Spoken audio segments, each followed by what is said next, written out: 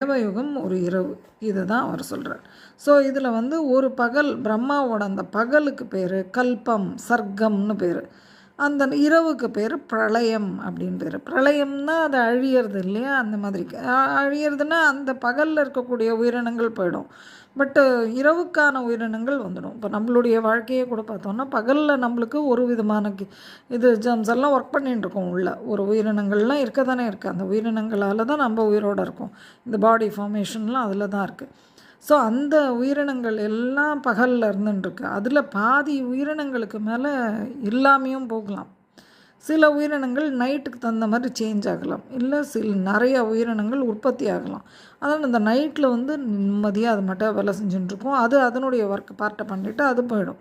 So இந்த மாதிரி அந்த பிரளயம் வந்து நைட்டில்.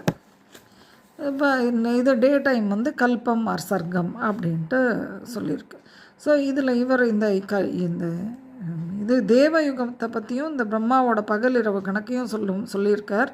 அதை இந்த மனுஸ்மிருதியில் இன்னும் தெளிவாக கிளியராக எல்லாத்தையும் கிளாரிட்டியோடு கொடுத்துருக்கா. இவர் கீதையில் வந்து எல்லாமே ஒரு நிறைய விஷயம் பார்த்திங்கன்னா டச் பண்ணியிருப்பார். அப்படி அதனுடைய எக்ஸ்ப்ளனேஷனை நம்ம புரிஞ்சுக்கணும்.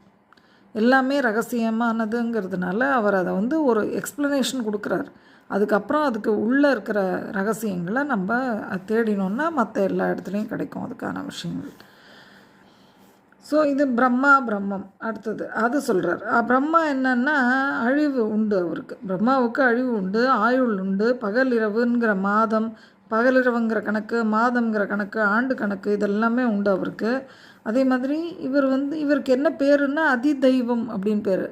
அதின்னா சூப்பர் எக்ஸ்ட்ரீம் அப்படி அந்த மாதிரி இருக்கிறது. த பெஸ்ட் அப்படிங்கிறோமே அது. அப்படின்னா என்ன அர்த்தம்? சூப்பர்னா ஏதோ ஒன்றத்தோட கம்பேர் பண்ணி தானே சூப்பர்னு சொல்கிறோம். எக்ஸ்ட்ரீம் அப்படிங்கும்போது இதை விட எல்லாத்தையும் விட எக்ஸ்ட்ரீம் அப்படிங்கிறோம். பெஸ்ட்டுங்கும் போதும் அதே மாதிரி ஏதோ ஒன்றத்தோட கம்பேரிஷன் தான் இல்லையா? பெட்டர் பெஸ்ட்டு அப்படி சொல்லிவிடுவோம். ஸோ அதனால் இப்போது பிரம்மாவுக்கு அப்படின்னா என்ன, எதோ எல்லாத்தோடையும் கம்பேர் பண்ணும்போது ஹீ இஸ் த சுப்ரீம் அப்படிங்கிற மாதிரி இருக்குது. பட்டு அப்போ கம்பேரிஷன் உண்டு. அப்போ வேறு பிரம்மாக்கள் இருக்கிறார்கள்னு தானே அர்த்தம். அப்படி தானே நம்ம எடுத்துக்கணும் அந்த மாதிரி. ஸோ இப்போது இவர் படைச்சது அப்படின்னா அப்போ அவருக்கு அழிவு உண்டுன்னா அவருடைய படைப்பில் வரக்கூடிய எல்லாத்துக்குமே அழிவு உண்டுன்னு தான் அர்த்தம். ஸோ இதுதான் பிரம்மா.